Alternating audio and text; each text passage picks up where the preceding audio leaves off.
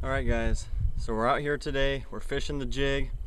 A lot of people have asked me what my favorite presentation is, and while I do love the drop shot and I do love the shaky head, one of my all-time favorites is the jig. And the reason is pretty simple. It's actually the first lure that I ever caught my first smallmouth on, which started my interest in bass fishing. And so I've been fishing the jig since I was 13 years old. I've come across many tips, and I'm definitely going to share a couple with you today.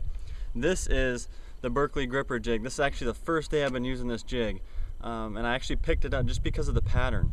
I was using a peanut butter and jelly a little bit earlier with a net bait packet chunk on the end, and actually lost that jig. I caught quite a few fish on it this morning, but there really wasn't much size. And so with that being a 3/8 ounce jig, I wanted to step it up a little bit. This is a 1/2 ounce, and actually for the trailer I just cut up a Skeet Reese Pit Boss. A lot of you have seen the videos on my channel with the Pit Boss. It's a great creature bait, but once it gets torn up, you don't have to throw it away. Keep it around for your jigs.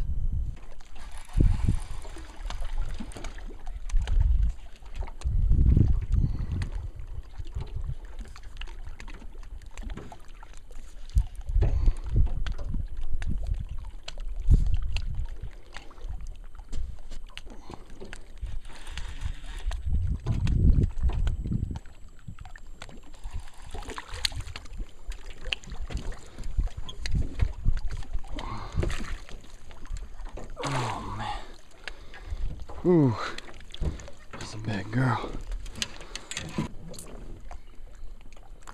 Check out that big girl, that northern strain, largemouth. It's almost 6 pounds.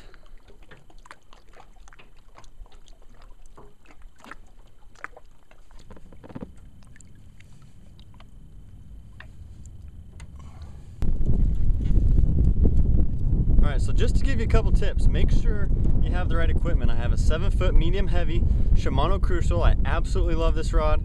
It's my favorite out of all my combinations. I have it paired with a Curado 201E7, so it's that 7-to-1 gear ratio. When I hook into these big fish with these jigs, I can get them up and away from the rocks so it doesn't fray my line. And speaking on the line, I have 17-pound P-line fluorocarbon. It's my favorite fluorocarbon, and it's never failed me around these lava rocks. It doesn't have to match. You know, the fish don't care that your skirt and your trailer don't match perfectly. Don't let those details get in the way of you catching some jig fish.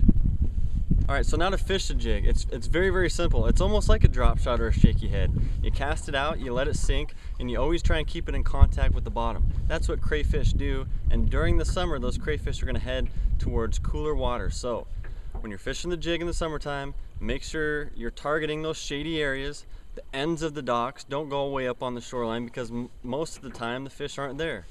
If you're looking for those bigger sized females, you know, they're going to be on transition areas where, you know, if a shelf comes down and all of a sudden it drops off, they'll stay there suspended. You can walk that jig all the way down that transition point, and a lot of the times hook up on some of those bigger females that are kind of close to deeper water.